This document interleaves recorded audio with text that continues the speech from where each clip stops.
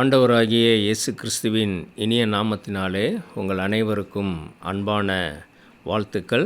இந்த வருடத்திலேயும் உங்களோடு ஆண்டவருடைய செய்தியை பகிர்ந்து கொள்வதிலே மிகுந்த மகிழ்ச்சி அடைகிறேன். நம்முடைய கிறிஸ்தவ வாழ்க்கையிலே அனுதின கிறிஸ்தவ வாழ்க்கையிலே நாம் அடிக்கடி நம்மை ஆராய்ந்து பார்த்து கொள்ள வேண்டிய காரியங்கள் என்ன, நாம் எப்படிப்பட்ட வாழ்க்கை வாழ்வதற்கு, நம்முடைய வாழ்க்கையில் கிறிஸ்தவ வாழ்க்கை வாழ்வதற்கு எவைகளெல்லாம் தடையாய் இருக்கிறது, அந்த தடைகள் எப்படி கிறிஸ்துவை எதிர்கொள்ள நம்மை ஆயத்தப்படாமல் நம்மை பின்னோக்கி தள்ளுகிறது என்பதையெல்லாம் இந்த நாட்களிலே கற்றுக்கொள்ளப் போகிறோம். எவைகளை நாம் சோதித்து பார்க்க வேண்டும், எவைகளை நம்முடைய வாழ்க்கையிலே நாம் களைந்து விட வேண்டும், எப்படிப்பட்ட ஆயத்தம் நம்முடைய கிறிஸ்தவ வாழ்க்கையிலே இருக்க வேண்டும் என்பதை தான் இந்த நாட்களிலே நாம் கற்றுக்கொள்ளப் போகிறோம். அதற்கு ஆதாரமாக நம்முடைய வேத புத்தகத்திலே புதிய ஏற்பாட்டு பகுதியிலே இருக்கிற ஒரு 3 உவமைகளின் வழியாக இந்த வருஷத்தினுடைய சத்தியத்தை நாம் கற்றுக்கொள்ளப் போகிறோம். 3 உவமைகளின் வழியாக நாம் எவைகளை நம்முடைய வாழ்க்கையிலே நாம் சோதித்து பார்த்து கிறிஸ்துவோடு ஒப்புரவாக வேண்டும், எவைகள் நம்முடைய இந்த உலக வாழ்க்கையிலே நமக்கு தடையாய் இருக்கிறது, எவைகள் நாம் ஆயத்தப்படாமல் நம்மை பின்னோக்கி இழுக்கிறது, எப்படிப்பட்ட ஆயத்தம் நமக்குள் இருக்க வேண்டும் என்பதை இந்த 3 உவமைகளின் வழியாக நாம் கற்றுக்கொள்ளப் போகிறோம். முதலாவதாக லூக்கா எழுதின சுவிசேஷம் 15ஆம் அதிகாரத்தில் வருகிறதான 1 முதல் 10 வசனங்கள் வரைக்கும் அதிலே 2 உவமைகள் வருகிறது. அதில் முதல் உவமை மாத்திரம் நாம் பார்க்க போகிறோம். 1 முதல் 7 வசனங்களில் வருகிறதான காணாமற் போன ஆட்டை குறித்ததான அந்த உவமையிலிருந்து சில முக்கிய காரியங்களை நாம் இந்த காலை வேளையிலே நாம் கற்றுக்கொள்வோம். இப்பொழுது இந்த லூக்கா 15ஆம் அதிகாரத்தில் நாம் பார்க்கும் பொழுது இங்கு வருகிறதான இந்த உவமை நாம் எல்லோருக்குமே தெரிந்த ஒரு உவமை. ஒரு மனிதனிடத்தில் 100 ஆடுகள் இருந்தது. அந்த 100 ஆட்டிலே ஒரு ஆடு காணாமற் போகிறது, தொலைந்து போகிறது. 99 ஆடுகளை அவன் மறுபடியும் வனாந்தரத்தில் விட்டு அந்த ஒரு ஆட்டை தேடி செல்லுகிற ஒரு மேய்ப்பனை குறித்து நாம் பார்க்கிறோம். அதை கண்டுபிடித்து கொண்டு வந்து மறுபடியும் தொழுவத்தில் சேர்ப்பதை நாம் பார்க்கிறோம். அப்போது தொழுவத்தில் சேர்த்த பின்பு அவன் தன்னுடைய மகிழ்ச்சியை வெளிப்படுத்துவதை நாம் பார்க்கிறோம். இதுதான் இந்த உவமையிலே முக்கிய காரியமாய் நாம் பார்க்கிறோம். இப்போது இந்த உவமையிலே நாம் கற்றுக்கொள்ள வேண்டிய ஒரு 3 முக்கியமான காரியங்கள் உண்டு. அநேக வேளைகளிலே இந்த உவமை நாம் எந்த நிலையிலே நாம் இதை பார்ப்போம் என்று சொன்னால், அதாவது வெளியில் இருக்கிறவர்கள், திருச்சபையை விட்டு வெளியில் இருக்கிறவர்கள், அல்லது இயேசுவை அறியாதவர்கள், சுவிசேஷத்தை கேட்காதவர்கள் என்பவர்களுக்காக சொல்லப்பட்ட ஒரு உவமையாக அவர்களுக்கு சுவிசேஷம் சொல்லி மறுபடியும் அவர்களை திருச்சபைக்குள் கொண்டு வரும் விதமாக, காணாமற் போய் இருக்கிற அவர்களை அழைத்து வரும் விதமாக நாம் இந்த உவமையை நாம் பார்ப்போம். ஆனால் சற்று வித்தியாசமாக இந்த உவமையை நாம் இன்னொரு கோணத்திலே நாம் பார்க்க போகிறோம். வெளியில் இருக்கிறவர்கள் அல்ல, இந்த தொழுவத்தில் இருக்கிறவர்களுக்கே இந்த உவமை சொல்லப்பட்டதாக அந்த கண்ணோட்டத்திலே நாம் இதை பார்க்க போகிறோம். இப்போது அதன் அடிப்படையில் ஒரு 3 காரியங்களை நாம் இங்கு பார்க்க போகிறோம். எப்படி கடவுள் ஒருவனுடைய வாழ்க்கையில் ஒரு நித்தியமான அன்பை அவர் கொடுக்கிறார், நித்தியமான மீட்பை கொடுக்கிறார், நித்தியமான பாதுகாப்பை கொடுக்கிறார் என்பதை நாம் இந்த பகுதிகளிலே நாம் கற்றுக்கொள்ளப் போகிறோம். இப்போது இதை நாம் பார்க்கும் பொழுது இந்த 3 காரியங்களின் அடிப்படையிலே இந்த 7 வசனங்களிலே உள்ள காரியங்களை நாம் கற்றுக்கொள்ளப் போகிறோம். இப்போது இதில் வருகிறதான இந்த ஆடுகளின் உவமை இன்னொரு பகுதியிலேயும் வருகிறது. இந்த 4 சுவிசேஷங்களில் யோவான் எழுதின சுவிசேஷம் 10ஆம் அதிகாரத்திலேயும் இந்த உவமைகளை குறித்து நாம் பார்க்கலாம். ஆடுகளை குறித்த உவமை. இந்த 2 உவமைகளிலிருந்து தான் இந்த சத்தியங்களை நாம் கற்றுக்கொள்ளப் போகிறோம். இப்போ முதலாவதாக நாம் பார்க்கும்போது இந்த இந்த இந்த அதிகாரத்தினுடைய இந்த முதல் வசனம் எப்படி ஆரம்பிக்கிறது என்று சொல்லி நாம் பார்த்தோம் என்று சொன்னால், 1ஆம் வசனத்தை வாசிங்க.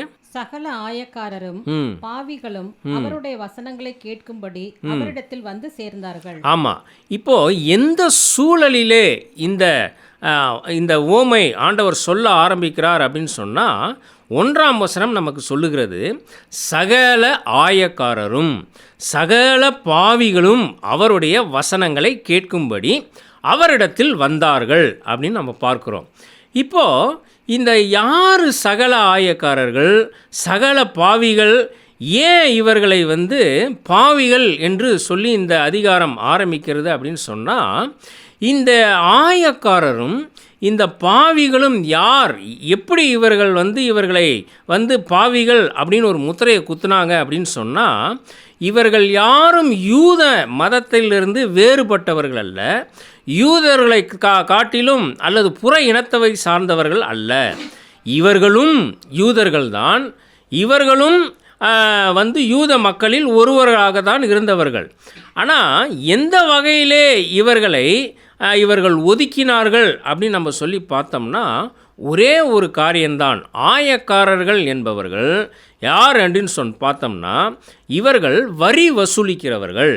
இந்த வரி வசூலிக்கிறதான இந்த ஆயக்காரர்கள் ரோமர்களுக்கு இவர்கள் வரி வசூலித்து கொடுத்ததினாலே, அதாவது யூதர்களிடமிருந்து ரோமர்களுக்கு வரி வசூலித்து கொடுத்ததினாலே புறஜாதிகளுக்கு இவர்கள் வேலை செய்கிறார்கள், புறஜாதிகளுக்கு ஆதரவாய் இருக்கிறார்கள் என்ற கண்ணோட்டத்தோடு இவர்களை யூதர்களும் யூத சமயத்தை சார்ந்த தலைவர்களும் இவர்களை ஒதுக்கினார்கள்.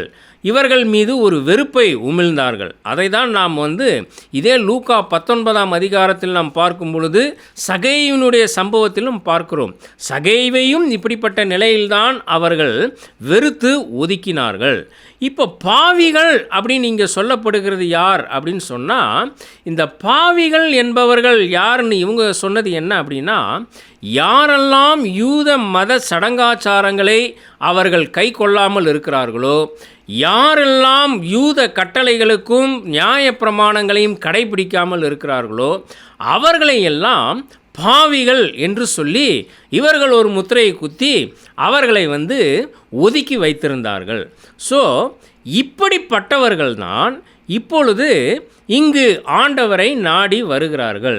இப்போ நம்ம அந்த 1ஆம் வசனத்திலே நாம் பார்த்தோம் என்று சொன்னால், அங்கு இன்னொரு வார்த்தை வருகிறது. என்ன அப்படின்னா, சகல ஆயக்காரரும் பாவிகளும் அவருடைய வசனங்களை கேட்கும்படி அவரிடத்தில் சேர்ந்தார்கள் அப்படின்னு நம்ம பார்க்குறோம்.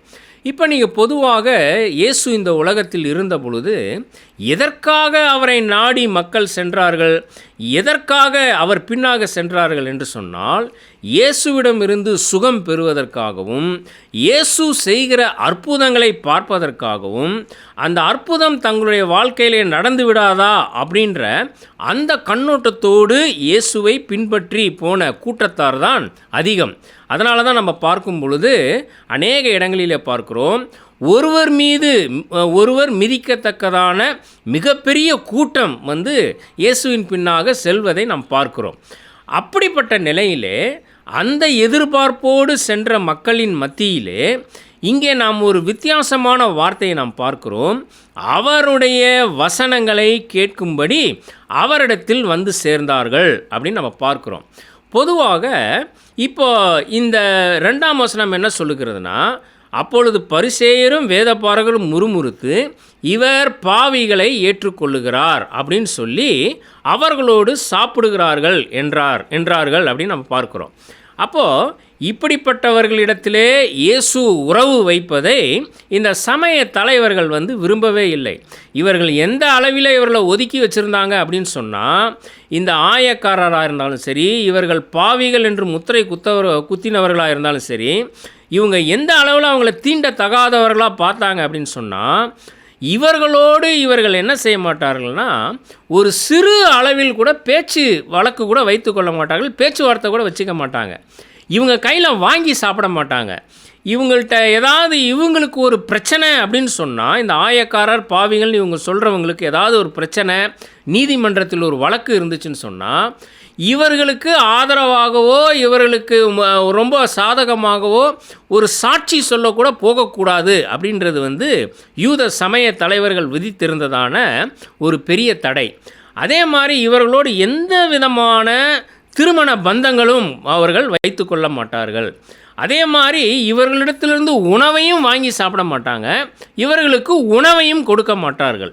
இப்படிப்பட்ட நிலையிலே ரொம்ப ஒதுக்கி வைக்கப்பட்டிருந்த நிலையிலே தான் இந்த ஆயக்காரர்கள் பாவிகள் அப்படின்றவங்க இருந்தாங்க. இப்போ இந்த சூழலில் தான் இந்த ஆயக்காரர்கள் பாவிகள் என்று இந்த ஒதுக்கி வைக்கப்பட்டவர்களிடத்தில் ஒரு தேடல் அவர்களிடத்தில் இருந்ததை நாம் பார்க்கலாம். என்ன அப்படின்னா, மற்றவர்கள் இயேசுவை நாடி போனதற்கும் இவர்கள் இயேசுவை நாடி வந்ததுக்குமான வித்தியாசம் என்னென்னா, அவர்களெல்லாம் இயேசுவினிடம் ஏதாவது ஒன்றை பெற்றுக்கொள்ள ஓடினார்கள். ஆனால் இங்கு நாம் பார்க்கிறோம், இவர்கள் வசனங்களை கேட்கும்படி வந்தார்கள் அப்படின்னு சொல்லி நம்ம பார்க்கிறோம். இவர்கள் இயேசுவினிடம் மாத்திரம் அல்ல, நீங்கள் லூக்கா எழுதின சுவிசேஷம் 3ஆம் அதிகாரத்தினுடைய 12ஆம் வசனத்தில் வாசிப்பீர்கள் என்றால், யோவான் ஸ்நானகனிடத்திலும் இவர்கள் இவ்விதமான தேடலோடு தான் இவர்கள் அங்கே அவனுடைய உபதேசத்தை கேட்கப் போவார்கள். வாசிங்க 3:12. ஆயக்காரரும் ஞான ஸ்நானம் பெற வந்து அவனை நோக்கி, போதகரே, நாங்கள் என்ன செய்ய வேண்டும் என்று கேட்டார்கள். ஆமா, ஆயக்காரரும் ஞான ஸ்நானம் பெற வந்தார்கள். யோவான் ஸ்நானகனை நாடி போகிற ஒரு கூட்டத்தாராய் இவர்கள் இருப்பதை நாம் பார்க்கிறோம்.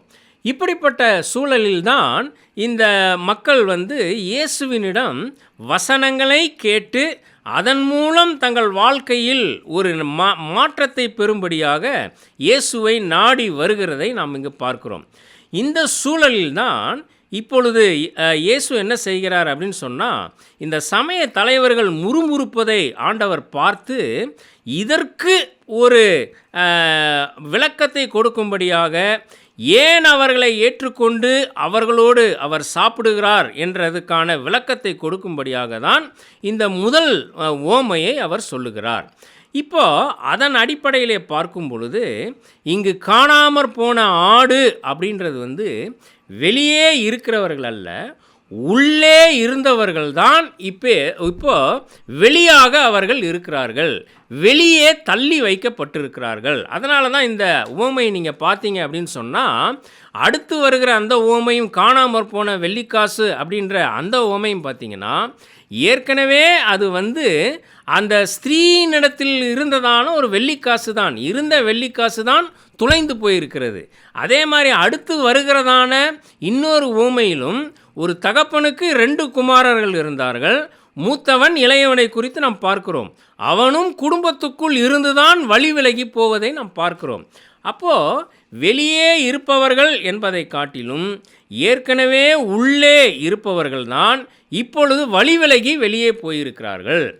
அவர்களை மறுபடியும் மந்தைக்குள் கொண்டு வரும்படியான அந்த கண்ணோட்டத்தில் தான் இயேசு இந்த உவமையை இங்கு சொல்ல ஆரம்பிக்கிறார். அப்போ இங்கு தொலைந்து போன ஆடு என்பது வெளியிலே இருக்கிற ஒரு ஆடு ஆக அல்ல, வெளியிலே இருக்கிற ஒரு ஆத்மாவாக அல்ல, ஏற்கனவே உள்ளே இருக்கிறவர்கள், வழி விலகி போயிருக்கிறவர்கள் அல்லது மந்தையை விட்டு பிரிந்திருக்கிறவர்கள். அதன் அடிப்படையிலே தான் இந்த ஓமை இங்கு சொல்லப்படுவதை இந்த கண்ணோட்டத்திலே நாம் பார்க்கலாம். அப்போது இங்கே நம்ம என்ன பார்க்குறோம் அப்படின்னு சொன்னால், ஏற்கனவே மந்தையில் இருந்தவர்கள், ஏற்கனவே கடவுளோடு உறவிலே இருந்தவர்கள், இப்போ கடவுளை விட்டு எவ்வளவு பின்வாங்கி போனாலும் ஆண்டவர் மறுபடியும் அவர்களை தேடி கொண்டு வந்து மந்தையோடு சேர்க்கிற ஒரு பணியிலே ஒரு நல்ல மேய்ப்பனாக அவர் செயல்படுவதை நாம் பார்க்கிறோம். இப்போ இந்த நல்ல மேய்ப்பன் இப்படி மந்தையிலிருந்தே வெளியே போனவர்கள் அல்லது பின்வாங்கி போனவர்கள், வழி விலகி போனவர்கள், ஆண்டவரை இரட்சகர் என்று ருசித்து பார்த்தும் மறுதலித்து போனவர்களை ஒரு மேய்ப்பனாக எப்படி அவர் தேடுகிறார் அப்படின்றத தான் நாம் இந்த பகுதியிலே நாம் பார்க்கலாம். இப்போ ஒரு நல்ல மேய்ப்பனாக இந்த மேய்ப்பன் எப்படி வந்து அந்த ஆட்டை தேடி மந்தைக்குள் கொண்டு வருகிறார் அப்படின்னு நம்ம பார்த்தோம் அப்படின்னு சொன்னால், ஆண்டவரை விட்டு வழி விலகி போனவர்கள் எவ்வளவு ஆண்டவரை விட்டு அவர்கள் பின்வாங்கி போயிருந்தாலும் அவர்களை கொண்டு சேர்க்கும் பணியிலே அவர் எவ்விதமான ஒரு ரிஸ்கை எடுத்துக்கொள்ளுகிறார் அங்கே அப்படின்னு சொல்லி நம்ம அங்கே பார்த்தோம் அப்படின்னு சொன்னால், அந்த நமக்கு அதற்கு ஆதாரமாக பார்க்கும் பொழுது நாம் அங்கே என்ன பார்க்கிறோம்? முதலாவதாக நாம் என்ன பார்க்கிறோம் அப்படின்னு சொன்னால், ஒரு மனுஷனுக்கு இருந்த அந்த 100 ஆடுகளிலே அவைகளில் ஒன்று காணாமற் போனால் 99 ஆடுகளை வனாந்தரத்தில் விட்டு காணாமற் போன ஆட்டை கண்டுபிடிக்கும் அளவும் தேடி திரியானோ அப்படின்னு சொல்லி நம்ம பார்க்கிறோம். அதாவது காணாமற் போன ஆட்டை தேடி அவர் செல்லுகிறதை நாம் பார்க்கிறோம். தேடி ஓடுகிறார் அப்படின்னு சொல்லி நம்ம பார்க்கிறோம். அடுத்து இன்னொன்று என்ன செய்கிறார் அப்படின்னா, 5ஆம் வசனத்தில் என்ன பார்க்கிறோம்? கண்டுபிடித்த பின்பு கண்டுபிடிக்கிறார் அப்படின்னு சொல்லி நம்ம பார்க்கிறோம். அப்படி போனவர்களை ஆண்டவர் மறுபடியும் சந்திக்கிறார் அப்படின்றத நம்ம பார்க்கிறோம். அடுத்து என்ன பார்க்கிறோம்? அதை தன் தோளின் மேல் போட்டுக்கொண்டு அப்படின்னு சொல்லி நம்ம பார்க்கிறோம். இப்போ என்ன பார்க்கிறோம்? கண்டுபிடித்த பின்பு மறுபடியும் அதை கொண்டு வந்து மந்தையோடு சேர்க்கும் அந்த ஒரு பணியிலே ஆண்டவர் ஈடுபடுகிறார். அப்போது இங்கே என்ன பார்க்குறோம் அப்படின்னு சொன்னால், இந்த காணாமற் போன ஆட்டை முதலாவதாக தேடி செல்லுகிறவராக நாம் பார்க்கிறோம். அடுத்து அதை கண்டுபிடிக்கிறார். கண்டுபிடித்து மீண்டும் தன் தோளின் மேல் போட்டுக்கொண்டு மந்தையில் கொண்டு வந்து சேர்க்கிறார். இப்போ இந்த 3 காரியங்களை நாம் பார்க்கும்போது, இந்த 3 காரியங்களில் இதில் எல்லாமே மெய்ப்பனுடைய பங்களிப்பு தான் இருக்கிறது. காணாமற் போன அந்த தொலைந்து போன ஆட்டினுடைய பங்கு இதில் எதுவுமே கிடையாது. மெய்ப்பன் தான் இவ்வளவு ரிஸ்க் எடுத்துக்கொள்கிறார், இவ்வளவு பாடுபடுகிறார், தேடி ஓடுகிறார், கண்டுபிடிக்கிறார், தன் தோளின் மீது அவர் போட்டு கொண்டு வந்து மறுபடியும் மந்தையில் சேர்க்கிறார். இப்போ இதில் இன்னொன்று நம்ம பார்க்கணும். இப்படி தோளின் மீது போட்டு கொண்டு வருகிற மெய்ப்பனுடைய அந்த செயல் எப்படி இருக்குது அப்படின்னு சொன்னால், துளைந்து போன அந்த ஆட்டை அவர் கண்டுபிடித்த பின்பு அதை தண்டிப்பதோ இல்லை அதன் மீது ஒரு கோபத்தை காட்டுகிற ஒரு மெய்ப்பனாக அல்ல, ஒரு அன்பை பொழிகிறவராய் தான் இருக்கிறார். அதன் அடிப்படையிலே தான் நாம் பார்க்கிறோம், தன் தோள்களின் மீது போட்டுக்கொண்டு அப்படின்னு சொல்லி. இப்போ அப்படி தொலைந்து போன ஆடு கண்டுபிடிக்கப்பட்ட பின்பு அதை தண்டித்து இனி போவியா அப்படின்ற அளவில் அதை ஏதாவது ஒரு கடுமையான சிக்ஷை கொடுத்து அதை விரட்டி அடிக்கிற மாதிரி இங்கே சொல்லப்படலை. அன்போடு அரவணைத்து கொண்டு வந்து மறுபடியும் அதை மந்தையோடு சேர்க்கிறார். ஆண்டவரை விட்டு பின்வாங்கி போனவர்கள் எவ்வளவு தூரம் பின்வாங்கி போனாலும் ஆண்டவர் அவர்களை தேடுகிறார். ஆண்டவர் அவர்களிடத்தில் அன்பு செலுத்துகிறார். ஆண்டவர் மறுபடியும் அவர்களை கொண்டு வந்து மந்தையோடு இணைப்பதிலே ஆண்டவர் மிக அருமையான ஒரு பங்கை ஆற்றுவதை நாம் பார்க்கிறோம். இப்போ பாருங்கள், இதற்கு உதாரணமாகவே ஆண்டவர் இந்த உலகத்தில் இருந்த பொழுது அவருடைய செயல்பாடுகள் இருந்ததை நாம் பார்க்கிறோம். ஆண்டவரை விட்டு பின்வாங்கி போனவர்களை ஆண்டவர் எப்படி மறுபடியும் அவர் தன்னுடைய பணியில் ஈடுபடுத்துகிறார் என்பதை நாம் பார்த்தோம் என்று சொன்னால், அதற்கு ஒரு முக்கியமான ஒரு எடுத்துக்காட்டு யார் அப்படின்னு சொன்னால், பேதுருவினுடைய வாழ்க்கையை நாம் பார்க்கலாம். இந்த பேதுரு பார்த்தீங்க அப்படின்னு சொன்னால், பேதுரு மறுதளிக்கிறார் என்பது நமக்கு நன்றாக தெரியும். மறுதளித்த பின்பு மனம் கசந்து அழுகிறார். இப்போ பாருங்கள், ஆண்டவரும் இவர் மறுதளித்து விட்டார். மறுதளித்து மனங்கசந்து அழுது போனதை ஆண்டவரும் அறிவார். இப்போது ஒரு முக்கியமான நிகழ்வை நீங்கள் மார்க் எழுதின சுவிசேஷம் 16ஆம் அதிகாரத்தினுடைய 7ஆம் வசனத்தில் பார்த்தீங்க அப்படின்னு சொன்னால், இப்போ இயேசு உயிர்த்தெழுந்த பின்பு அவர் என்ன பண்ணுறார் அப்படின்னு சொன்னால், மரியாளும் சாலோமே என்பவளுக்கும் அங்கே இருக்கிறவர்களுக்கும் அவர் என்ன சொன்னார்னா, அவர் தரிசனமாகிறார். இப்போ தரிசனமாகி இப்போ அவர் உயிர்த்தெழுந்து விட்டார் என்பதை அவர் போய் அங்கு சொல்லுகிறார்.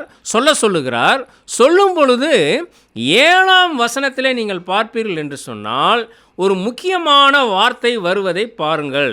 16:7 வாசிங்க. நீங்கள் அவருடைய சீஷரிடத்திற்கும் பேதுருவினிடத்திற்கும் போய் உங்களுக்கு முன்னே கலிலேயாவுக்கு போகிறார், அவர் உங்களுக்கு சொன்னபடியே அங்கே அவரை காண்பீர்கள் என்று அவர்களுக்கு சொல்லுங்கள் என்றான். ஆமா, இப்ப என்ன சொல்றாருன்னா, இப்ப இந்த வார்த்தை இங்க எப்படி வந்திருக்குன்னு சொன்னா, நீங்கள் அவருடைய சீஷரிடத்திற்கு போய் உங்களுக்கு முன்னே கலிலேயாவுக்கு போகிறார் அப்படின்னு சொல்லுங்க அப்படின்னு அந்த வார்த்தை முடிஞ்சிருக்கலாம். ஆனால் அங்கே ஒரு பர்டிகுலர் ஒரு வார்த்தை வருகிறது, நீங்கள் அவருடைய சீஷரிடத்திற்கும், அடுத்து ஒரு வார்த்தை வருகிறது பார்த்தீங்களா, பேதுருவினிடத்திற்கும் அப்படின்ற ஒரு வார்த்தை அங்கே அழுத்தி சொல்லப்படுவதை பார்க்குறோம். என்ன அப்படின்னா, பேதுரு தான் மறுதளித்து விட்டோம், இல்லை நம்ம பின்வாங்கி போய்விட்டோம், ஆண்டவருடைய அந்த பாடுகளின் மத்தியிலே நாம் அவருக்கு ஆதரவாக இருக்கவில்லை என்ற குற்ற உணர்வோடு அவர் தன்னை மறைத்து கொண்டிருக்கலாம், அல்லது ஆண்டவரை விட்டு தூர இருக்கிற நிலையில் அவர் ஃபீல் பண்ணியிருக்கலாம். இந்த சூழ்நிலையில் தான் ஆண்டவர் சொல்கிறாரு, அவருடைய மனநிலையை அறிந்து மறுபடியும் பேதுருவை தன்னுடைய பணிக்கு கொண்டு வரும் விதமாக அவர் என்ன சொல்லுகிறார்னா, நீங்கள் அவருடைய சீஷரிடத்திற்கும் பேதுருவினிடத்திற்கும் போய் சொல்லுங்கள் அப்படின்றார். பர்டிகுலராக பேதுருவை அங்கு மையப்படுத்துவதை நாம் பார்க்கிறோம். இது மாத்திரமல்ல, இயேசு அவர் உயிர்த்தெழுந்த பிற்பாடு தன்னை விட்டு பின்வாங்கி போன இந்த பேதுருவும் அவருடைய சீஷர்களையும் எப்படி ஆண்டவர் தன்னுடைய மந்தையிலே மறுபடியும் சேர்க்கும்படியாக, எப்படி மறுபடியும் அவர்கள் தன்னுடைய பணியை செய்யும்படியாக அவர்களை ஊக்குவிக்கிறார் என்பதை யோவான் எழுதின சுவிசேஷம் 21ஆம் அதிகாரத்திலே நீங்கள் பார்ப்பீர்கள் என்றால், யோவான் எழுதின சுவிசேஷம் 21ஆம் அதிகாரத்தினுடைய 1ஆம் வசனத்தை வாசிங்க. இவைகளுக்கு பின்பு இயேசு திபேரியா கடற்கரையிலே மறுபடியும் சீஷருக்கு தம்மை வெளிப்படுத்தினார். வெளிப்படுத்தின விவரமாவது, சீமோன் பேதுருவும் திதுமு என்னப்பட்ட தோமாவும் கலிலேயா நாட்டிலுள்ள கானா ஊரானாகிய நாத்தான் வேலுவும் செபதேயுவின் குமாரரும் அவருடைய சீஷரில் வேறு 2 பேரும் கூடியிருக்கும் போது சீமோன் பேதுரு மற்றவர்களை நோக்கி, மீன் பிடிக்க போகிறேன் என்றான். அதற்கு அவர்கள், நாங்களும் உம்முடனே கூட வருகிறோம் என்றார்கள். அவர்கள் புறப்பட்டு போய் உடனே படவேறினார்கள். அந்த ராத்திரியிலே அவர்கள் ஒன்றும் பிடிக்கவில்லை. போதும். இப்ப இங்க பாருங்க, சீமோன் பேதுருவும் அவனை சார்ந்த ஒரு கூட்ட சீஷர்களும் என்ன செய்கிறார்கள்னா, இயேசு அவர்களுக்கு பிரதானமாய் கொடுத்ததான கட்டளை என்பதை மறந்து, நீங்கள் என்னுடைய உயிர்த்தெழுதலுக்கு பிற்பாடு நீங்கள் சகல சிருஷ்டிகளுக்கும் போய் என்னுடைய சுவிசேஷத்தை அறிவியுங்கள், அடுத்து என்னுடைய பணியை செய்யுங்கள் என்று அவர் உயிர்த்தெழுதலுக்கு முன்பாகவும் அவர்களுக்கு சொல்லியிருக்கிறார். உயிர்த்தெழுந்த பின்பும் அவர்களுக்கு வலியுறுத்துவதை பார்க்கலாம். ஆனால் இப்போ இங்கே பேதுருவும் மற்ற சீஷர்களும் என்ன செய்கிறார்கள்னா, அதை மறந்துவிட்டு மறுபடியும் தங்கள் சொந்த தொழிலுக்கு அவர்கள் போய்விடுகிறார்கள். இப்படிப்பட்ட சூழலில் இங்கு என்ன நடக்கிறது என்பதை தான் இந்த 21ஆம் அதிகாரம் முழுமையாக நம்ம படித்து பார்க்கும்போது தான், இப்படி மறுபடியும் இயேசுவின் உபதேசத்தை விட்டு இயேசுவின் அழைப்பை புறம் தள்ளிவிட்டு போனவர்களை எப்படி மறுபடியும் தன்னுடைய பணியை செய்ய அவர் தேடி போகிறார், அவர்களோடு என்ன விதத்திலே அவர் பேசுகிறார், பேசி மறுபடியும் எப்படி தன்னுடைய பணியை செய்வதற்கு அவர்களை ஊக்குவிக்கிறார் என்பதை தான் இந்த 21ஆம் அதிகாரத்தினுடைய இந்த 25 வசனங்களிலே முழுமையாக யோவான் அதை நம் தருவதை பார்க்கிறோம். இப்போ என்ன நடக்கிறது? இப்படி இவர்கள் போனவர்கள் என்ன செய்கிறார்கள்? ராத்திரி முழுவதும் அவர்கள் அந்த மீன் பிடிக்கிற பணியிலே ஈடுபடுகிறார்கள். ஆனால் அவர்களுக்கு மீன் ஒன்றும் சிக்கவில்லை. இப்போ என்ன நடக்கிறது? 4ஆம் வசனத்தை பார்க்கும்போது இயேசு கரையிலே நிற்கிறார். இப்போ அந்த 4ஆம் வசனத்திலேயே ஒரு வார்த்தை வருகிறது, அவரை இயேசு என்று சீஷர்கள் அறியாதிருந்தார்கள் அப்படின்னு பார்க்குறோம். இப்போது யாருக்கு இந்த பணியை கொடுத்து 3½ வருட காலங்கள் எவ்வளவு உபதேசங்களை கொடுத்து அவர்களை ஆயத்தம் பண்ணினாரோ அவர்களே அவரை அறியாதிருக்கிற சூழல், அந்த நிலையிலே அவர்கள் மிகவும் தூரமாய் இருப்பதை நாம் பார்க்கிறோம். அடுத்து 5ஆம் வசனத்திலே பார்க்கிறோம், அவர்களிடத்திலே அவர் பேசுகிறார். புசிக்கிறதற்கு ஏதாயிலும் இருக்கிறதா அப்படின்னு கேட்குறாரு. அவர் உருவத்தையும் மறந்திருந்தார்கள், அவருடைய குரலையும் அவர்கள் மறந்து போயிருக்கிறார்கள். இப்படிப்பட்ட சூழ்நிலையில்தான் அவர்கள் பாருங்கள், அறியாதவர்கள் போல் இருக்கும் பொழுது இப்போ தான் ஆண்டவர் என்ன செய்கிறார்? உடனே ஆண்டவருக்கு அங்கே ஒரு கோபம் வந்திருக்க வேண்டும். தன்னுடைய உருவமும் இவங்களுக்கு தெரியவில்லை, தன்னுடைய குரலையும் இவங்க ஐடென்டிஃபை பண்ணலை. அதனால் என்ன செஞ்சுருக்கணும், ஆண்டவருக்கு வந்து அங்கே ஒரு கோபம் வந்திருக்கணும். ஆனால் அங்கே என்ன பார்க்குறோம் 6ஆம் வசனத்திலே, இப்போது அவர்களுக்கு உதவி செய்யும் விதமாக படவுக்கு வலதுபுறமாக வலையை போடுங்கள், அப்பொழுது உங்களுக்கு அகப்படும் என்று சொல்லுகிறார். இப்போ பாருங்கள், இவர்கள் வந்து என்ன செய்கிறார்கள்னா அதை மட்டும் கேட்குறாங்க, அதை மட்டும் அவர்கள் செய்கிறார்கள்.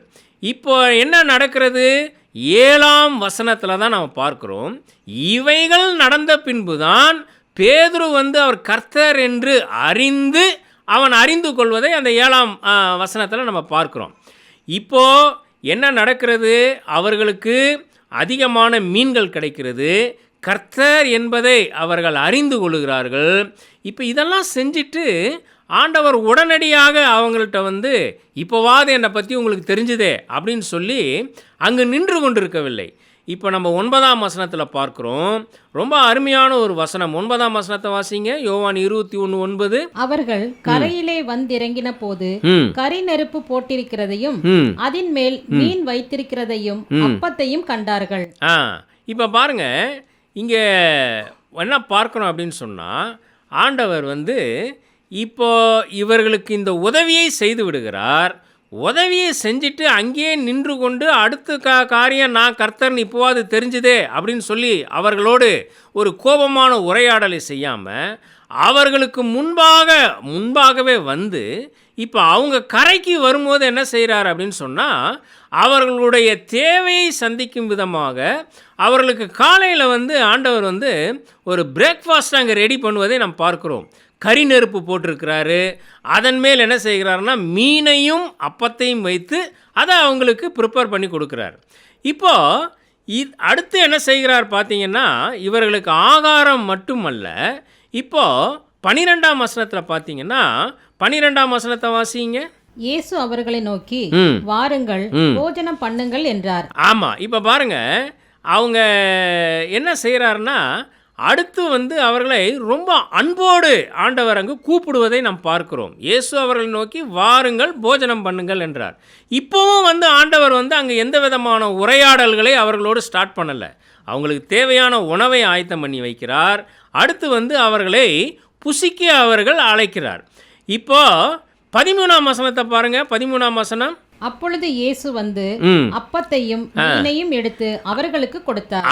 இப்போ பாருங்க, இப்போ இது என்ன நடக்குது அப்படின்னா, இது ரொம்ப சுவாரஸ்யமான ஒரு பகுதி. இப்போ இந்த 12ஆம் வசனத்தில் பார்த்தீங்கன்னா, இவர்களுக்குள்ள ஒரு குற்ற உணர்வு வந்துடுது. என்ன அப்படின்னா, அவரை கர்த்தர் என்று சீஷர்கள் அறிந்தபடியால் அவர்களில் ஒருவனும் நீர் யார் என்று கேட்க அவர்களுக்கு என்னல்ல துணியவில்லை. ஒரு சின்ன ஒரு குற்ற உணர்வு வந்துடுது. என்னடா ஆண்டவர்னு தெரியாமல் நம்ம இப்படி செஞ்சுக்கிட்டோமே, இல்லை இப்படி இவர்கிட்ட பேசிட்டோமே அப்படின்னு சொல்லி இப்போ தான் இவங்களுடைய எல்லா ரீகால் நடக்குது. தயங்கி உட்கார்ந்து கொண்டு இருக்கிறார்கள். இப்போ இவங்க தயங்கி உட்கார்றத பார்த்துட்டு, சாப்பிடாமல் இருக்கிறத பார்த்துட்டு, ஆண்டவர் அந்த அப்பத்தையும் மீனையும் எடுத்து அவங்க கையிலேயே கொடுக்குறார். இந்தாப்பா சாப்பிடுங்கப்பா முதல்ல அப்படின்னு அப்படி ஒரு ஆண்டவர் அப்ரோச் பண்ணுறார். இப்படி இது எல்லாம் செய்த பிற்பாடு தான் 15ஆம் வசனத்தில் நீங்கள் பார்த்தீங்கன்னா ஒரு முக்கியமான வார்த்தை வரும். 15ஆம் வசனத்தினுடைய அந்த முதல் வரியை வாசிங்க. அவர்கள் போஜனம் பண்ணின பின்பு. அவர்கள் போஜனம் பண்ணின பின்பு. இப்போ பாருங்க, முதல்ல என்ன செய்கிறார்னா, அவர்களை போய் பார்க்கிறார். அவர்கள்தான் இயேசு என்று தன்னை அறியாத பொழுதும், அவரோடு பேசி அவருடைய குரலை அறியாத போதும் ஆண்டவர் அவர்களுக்கு உதவி செய்கிறார். உதவி செய்து மீன் பிடிக்க அவருடைய ஆசையை அங்கு நிறைவேற்றுவதை பார்க்கிறோம். அடுத்து என்ன செய்கிறார்? அதன் பிற்பாடு அவருடைய களைப்பை நீக்குகிறார். அவர்களுக்கு உணவை ஆயத்தம் பண்ணுகிறார். அடுத்து உணவை ஆயத்தம் பண்ணி அதை அவர்கள் சாப்பிடும்படியாக அவருக்கு எடுத்து கொடுக்கிறார். இப்போ 15ஆம் வசனத்தை பார்க்குறோம். அவர்கள் சாப்பிட்ட பின்பு, இல்லை சாப்பிடும்போது கூட ஆண்டவர் எதற்காக அவர்களை பார்க்க வந்தார், என்ன சொல்ல வந்தார் என்பதை சொல்லாமல் இதெல்லாம் செய்து முடித்த பின்புதான் இயேசு சீமோன் பேதுருவை நோக்கி, யோனாவின் குமாரனாகிய சீமோனே, இவர்களிலும் அதிகமாய் என்னிடத்தில் என்ன செய்யாய், நீ அன்பாய் இருக்கிறாயா என்றார்ல. இப்போது இப்படிப்பட்ட நிலையிலே இவர்கள் வழி விலகி போயிருந்தாலும் பின்வாங்கி போயிருந்தாலும் அவர்களை சேர்க்கும் விதமாக இவ்வளவு காரியங்களை ஆண்டவர் செய்துவிட்டு தான் கடைசியாக கேட்கிறார். தான் வந்த நோக்கத்தை அவர்களிடத்தில் கூறுகிறார். யோனாவின் குமாரனாகிய சீமோனை நோக்கி ஆண்டவர் இப்போ தான் கேட்குறாரு, இப்போ என்னை நேசிக்கிறியாப்பா அப்படின்றார். இப்போ அவருடைய ரிப்ளை என்ன நமக்கு தெரியும். ஆம் ஆண்டவரே, நான் உம்மை நேசிக்கிறேன் அப்படின்றான்ல. இப்போ திருப்பி ஆண்டவர் இரண்டாம் தரமும் இந்த வார்த்தையை கேட்குறார், இல்லை நீ என்னை நேசிக்கிறாயா அப்படின்னு சொல்லி. அப்போது இங்கே இருக்கிற இந்த உரையாடலை பார்ப்பீர்கள் என்று சொன்னால், இப்போ ஏன் ஆண்டவர் மறுபடியும் இரண்டாம் தரம் கேட்குறார் அப்படின்னு சொல்லி நம்ம பார்த்தோம் அப்படின்னு சொன்னால், அவனுடைய பதிலில் ஆண்டவர் ஒரு திருப்தி அடையாதவராக, நான் நினைக்கிறேன் அந்த முதல் தடவை கேட்ட பொழுது பேதுரு ஆமாம் ஆண்டவரே நான் நேசிக்கிறேன் அப்படின்னு சொல்லி சாதாரணமாக சொல்லியிருக்கலாம். ஆனால் அது அவனுடைய உள்ளத்திலிருந்து ஒரு வேளை வரவில்லை என்பதை ஆண்டவர் அறிந்தாரோ என்னவோ தெரில. ஆண்டவர் என்ன செய்திருக்கிறார் என்று சொன்னால், மறுபடியும் அந்த வார்த்தையை கேட்கிறார். இப்போ திருப்பியும் மூன்றாம் முறையையும் அந்த வார்த்தையை கேட்கும் பொழுது தான் இப்போ நம்ம அங்கே பார்க்குறோம். என்ன சொல்லுகிறார் பேதுரு? ஆண்டவரே, நீர் எல்லாவற்றையும் என்ன செய்திருக்கிறீர்? அறிந்திருக்கிறீர். உம்மை நேசிக்கிறேன் என்பதையும் நீர் அறிவீர் என்றான். இப்போ தான் சொல்கிறாரு, என் ஆடுகளை மேய்ப்பாயாக அப்படின்றார். இப்போது இவ்வளவு பெரிய இந்த சம்பவத்திலிருந்து நாம் கற்றுக்கொள்வது என்ன அப்படின்னு சொன்னால், வழி விலகி போனவர்களை ஆண்டவர் தம்முடைய மந்தையில் சேர்க்கும் விதமாக ஆண்டவர் தொடர்ந்து செயலாற்றுகிறார். அவர்கள் எவ்வளவு வழி விலகி போனாலும் அவர்களை ஆண்டவர் தம்முடைய பணியை செய்யும்படியாக அவர்களை மறுபடியும் கொண்டு வருகிறார் என்பதை தான் நாம் பார்க்கிறோம். இது நற்செய்தி நூல்களில் இயேசுவின் செயல்பாடாக மாத்திரம் நாம் பார்க்க முடியாது. நாம் நிருபங்களிலும் இதை நாம் பார்க்கலாம். அநேக நேரத்திலே ஆதி திருச்சபையினர் ஆண்டவரை விட்டு அவர்கள் பின்வாங்கி போன சூழல்கள் நிறைய இருந்திருக்கிறது. அப்படிப்பட்ட சூழல்களிலெல்லாம் பவுல் அவர்களுக்கு நிருபங்களை எழுதி மறுபடியுமாய் ஆண்டவர் பக்கம் அவர்களை திருப்பும்படியான செயல்களிலே நாம் ஈடுபடுவதை நாம் பார்க்கலாம். அதற்காக தான் அத்தனை நிருபங்களை அவர் எழுதுகிறார். வழி விலகி போனவர்கள், ஆண்டவருக்குள் புதிதாய் வந்தவர்கள், இப்படி ஒவ்வொருவரையும் கருத்தில் கொண்டுதான் அந்த நிருபங்கள் எழுதப்படுவதை நாம் பார்க்கிறோம். அப்போது என்ன நாம் புரிந்து கொள்ள வேண்டும் அப்படின்னு சொன்னால், நமக்கு கொடுக்கப்படுகிற ஆண்டவருடைய மீட்பு என்பது நமக்கு நித்தியமானது. ஒரு முறை நாம் ரட்சிக்கப்பட்டோம், கிறிஸ்து நமக்குள் தூய ஆவியானவராய் உள்ளே நமக்குள் வீட்டிருக்கிறார். அந்த வாழ்க்கையிலிருந்து ஒருவேளை சில நிகழ்வுகளால் நாம் வழி விலகி போனாலும், நாம் எவ்வளவு பின்வாங்கி போனாலும் ஆண்டவர் மறுபடியுமாக நம்மை அவர் ஏற்றுக்கொள்ள ஆயத்தமாய் இருக்கிறார் என்பதற்காக தான் நாம் இதை படிக்கிறோம். இவைகளை நாம் விளங்கிக் கொள்கிறோம். இந்த நாட்களிலே நாம் புரிந்து கொள்ள வேண்டிய ஒரு முக்கியமான காரியம் இதுதான். என்ன அப்படின்னு சொன்னால், இன்றைக்கு உலகம் இருக்கிற சூழல்களிலே நம்முடைய கிறிஸ்தவ வாழ்க்கையிலே கிறிஸ்தவ வாழ்க்கைக்கு சவாலாய் பலவிதமான காரியங்கள் நம்மை நெருக்கி ஏவுகிறது. பலவிதமான உலக காரியங்களிலே நாம் சிக்கு கொண்டு இருக்கிறோம். பலவிதமான சூழல்களிலே பின்வாங்கி போன நிலைமையிலே இருக்கலாம். உலகத்தின் மீது இன்பம், உலக இன்பங்களின் மீதும் உலக ஆசாபாசங்களின் மீதும் நாம் பற்று வைத்து ஒருவேளை வழி விலகி போயிருக்கலாம். ஆனால் அப்படி வழி விலகி போனாலும் ஆண்டவர் நம்மை தேடி வருகிறவராக, மறுபடியும் ஏற்றுக்கொள்ளுகிறவராக இருக்கிறார் என்பதை நீங்கள் உள்ளத்தில் ஆழத்திலே பதிய வைத்து கொள்ள வேண்டும். பின்வாங்கி போன சூழ்நிலையிலே அவ்வளவுதான் என்னுடைய வாழ்க்கை முடிந்தது, என்னுடைய மனம் திரும்பிய அனுபவம் முடிந்தது, நான் மீட்பை இழந்து விட்டேன் என்ற அந்த நிலையிலே இருப்பீர்கள் என்றால், உங்களுக்கு சொல்லப்படுகிற ஒரு நம்பிக்கையூட்டும் வார்த்தை என்னவென்று சொன்னால், எவ்வளவு வழி விலகி போனாலும் தேடுகிறவராக அவர் இருக்கிறார். உங்களை கண்டுபிடிக்க அவர் தொடர்ந்து முயன்று கொண்டிருக்கிறார். மறுபடியும் உங்களை ஏற்றுக்கொள்ள அவர் ஆயத்தமாக இருக்கிறார். உங்களுக்கு கொடுக்கப்படுகிற இந்த மீட்பு என்பது அது நித்தியமானது. ஒருவேளை பிசாசு நமக்கு இப்படிப்பட்ட ஒரு மனதிலே ஒரு எண்ணத்தை கொடுக்கலாம். அவ்வளோதான், நீ ஆண்டவருக்கு விரோதமாக பாவம் செஞ்சிட்ட, அவ்வளோதான் உன் வாழ்க்கை முடிஞ்சுது, இனி உனக்கும் ஆண்டவருக்கு சம்பந்தம் இல்லை, இனி நீ சர்ச்சுக்கு போகாத, இனி நீ வேதம் வாசிக்காத, இனி நீ ஜெபம் பண்ணாத, இனி நீ எந்த ஆவிக்குரிய வாழ்க்கையும் வாழாத, அதுதான் எல்லாம் முடிஞ்சிருச்சுல்ல அப்படின்ற ஒரு எண்ணத்தை கொடுக்கலாம்.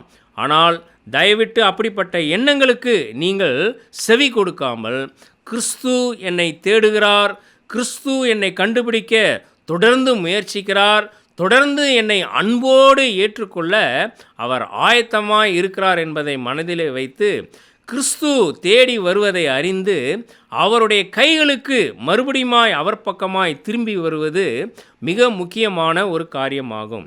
எனவே எந்த நிலையிலேயும் நம்முடைய மீட்பை இழந்து விட்டோம் என்ற நிலையிலே நாம் இருக்க வேண்டாம். ஒருவேளை நாம் இழந்த நிலையில் இருந்தாலும் மறுபடியும் ஆண்டவர் அதை நமக்கு கொடுக்க ஆயத்தம் உள்ளவராய் இருக்கிறார். இது முதலாவதாக நாம் பார்க்கிறதான அந்த நித்தியமான மீட்பு என்பதை தான் நாம் இங்கு பார்க்கிறோம்.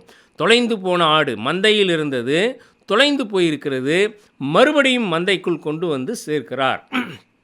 அடுத்ததாக இந்த பகுதியிலே நாம் பார்க்கிறதான இன்னொரு முக்கியமான காரியம் என்னவென்று சொன்னால், கடவுளுடைய அன்பு எவ்வளவு நித்தியமானது அப்படின்றத நம்ம பார்க்கலாம்.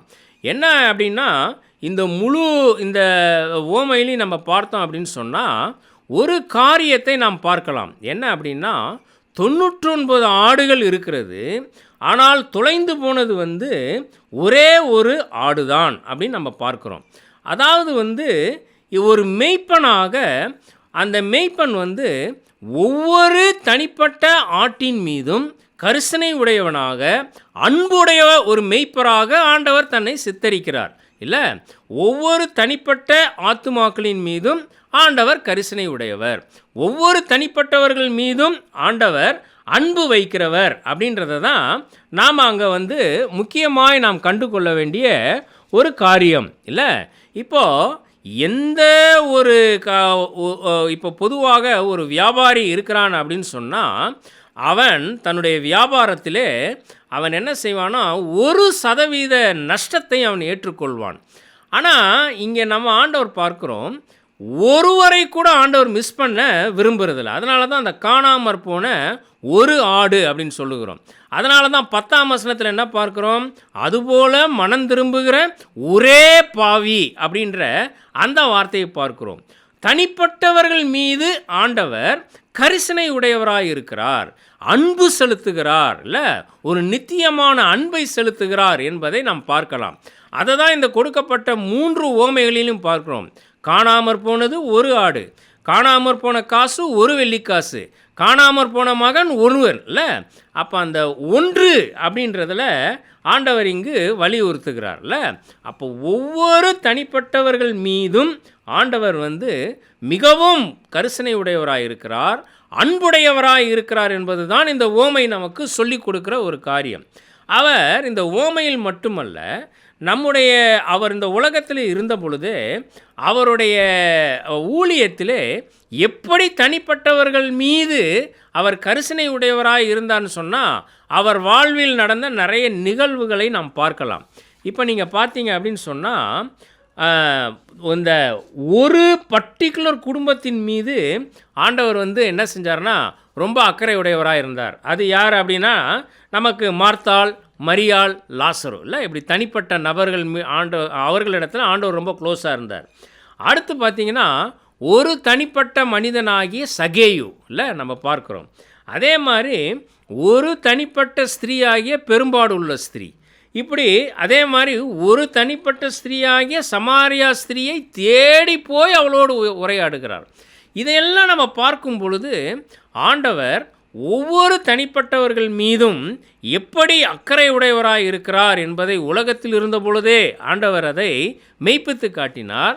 இன்றும் அந்த நிலையிலே அவர் தனிப்பட்டவர்கள் மீது அக்கறை உடையவராய், அன்புள்ள ஒரு மெய்ப்பராய் தான் அவர் இருக்கிறார். அதுதான் இந்த உவமை நமக்கு சொல்லிக் கொடுக்குற இரண்டாவது காரியம். ஒரு மேய்ப்பனுடைய வாழ்க்கையில் நீங்கள் பார்த்தீங்கன்னு சொன்னால், ஒரு மேய்ப்பன் எப்படிப்பட்ட கரிசனையை வெளிப்படுத்துகிறவனா இருப்பான் அப்படின்னு சொன்னால், ஒன்று அவன் என்ன செய்வான் அப்படின்னு சொன்னால், அவன் தன்னுடைய ஆடுகளை அவன் நன்கு அறிந்தவனாய் இருப்பான். அவனுக்கு இந்த ஆட்டை குறித்த அனைத்து பிரச்சனையும் தெரியும், அனைத்து அதனுடைய பின்னணியும் தெரியும். அந்த மந்தையிலே அந்த 100 ஆடு இருக்குன்னா, அந்த 100 ஆடுகளினுடைய தனிப்பட்ட குணாதிசயம் என்னவென்பதும், அந்த ஆடுகளினுடைய பிரச்சனை என்னவென்பதையும் ஒரு மேய்ப்பன் அறிந்து வைத்திருப்பார். அடுத்து இந்த மேய்ப்பனுடைய இன்னொரு கரிசனை எந்த வகையில் வெளிப்படும் அப்படின்னு சொன்னால், இந்த ஆடுகளை நன்றாக வழிநடத்த தெரிந்தவராக இருப்பார். எந்த பாதையில் இதுகளை கொண்டு செல்ல வேண்டும், எந்த இடத்துல மேய்ச்சலுக்கு விட வேண்டும், எந்த இடத்துல அதற்கான தண்ணீர் கிடைக்கும் என்றதெல்லாம் நன்கு உணர்ந்தவராக இருப்பார். இல்லை, அப்படிப்பட்ட நிலையிலே தான் இங்கு மேய்ப்பராக அவர் சித்தரிக்கப்படுகிறார். அப்போது இப்படிப்பட்ட ஒரு நல்ல கரிசனையையும் இப்படிப்பட்ட ஒரு நல்ல அன்பையும் வெளிப்படுத்துகிறவராக நம்முடைய ஆண்டவர் இருப்பதை, நல்ல மேய்ப்பனாய் இருப்பதை நாம் இந்த நாட்களில் உணர்ந்து கொள்ள வேண்டும்.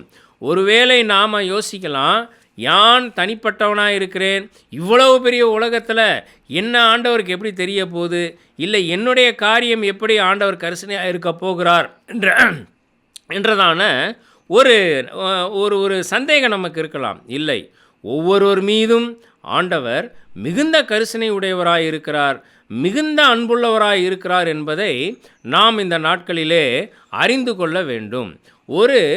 ஒரு சம்பவத்தை நான் வாசித்தேன். அது என்ன அப்படின்னு சொன்னால், ஒரு பறவையை குறித்து நான் ஒரு தடவை ஒரு டெய்லி டிவோஷனில் நான் படித்தேன். அது ஒரு சீ பேர்டு. அந்த பேர்டுடைய பேர் என்ன, அந்த பறவையினுடைய பேர் என்னன்னா கிளிமோட் அப்படின்னு ஒரு பறவை. இந்த பறவை என்ன செய்யுமா, இது இந்த அட்லாண்டிக் கடற்கரை பகுதியிலே இருக்கிறதான பாறைகளின் பிளவு, அந்த இடுக்குகளிலே தான் இது வாழுமா இந்த பறவை. இப்போ இந்த பறவையினுடைய ஒரு முக்கியமான காரியம் என்னன்னா, இதனுடைய மூக்கு அதோடைய அந்த மூக்கு ரொம்ப நீளமாக இருக்குமா.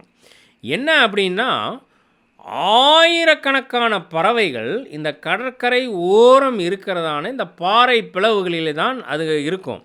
இந்த பாறை பிளவுகளில் தான் அது தங்கும்.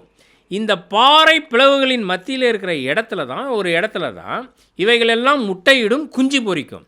இதில் ஒரு முக்கியமான காரியம் என்னென்னா, இந்த கடற்பறவைகள், நூற்றுக்கணக்கான கடற்பறவைகள் என்ன செய்யும்னா, ஒரே இடத்துல தான் முட்டையிட்டு அடை காத்து கொண்டு இருக்குமா, ஒரே இடத்துல உட்கார்ந்துருக்குமா.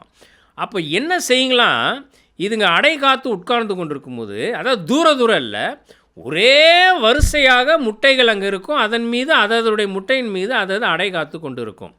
இப்போ இந்த பறவை என்ன செய்யும், இரை தேடும்படியாக அந்த பிளவுகளை விட்டு வெளியே அடிக்கடி போயிட்டு வரும். இப்படி நூற்றுக்கணக்கான பறவைகள் போவதும் வருவதுமா இருக்கும் பொழுது இந்த முட்டைகள் இடம் மாறிவிடும். அப்போது இந்த பறவைகள் மறுபடியும் இந்த பிளவிற்குள் அது அடை காக்க உட்காரும் பொழுது இவைகள் என்ன செய்யுமா, இடம் மாறி போன தன்னுடைய முட்டைகள், எங்கு அந்த இடத்துல ஆயிரக்கணக்கான முட்டை இருக்கும், இவைகளெல்லாம் ஒரே இனத்தை சார்ந்த பறவைகள், ஒரே நிறத்தில் உள்ள முட்டைகள், ஒரே உருவத்தில் உள்ள முட்டைகள்.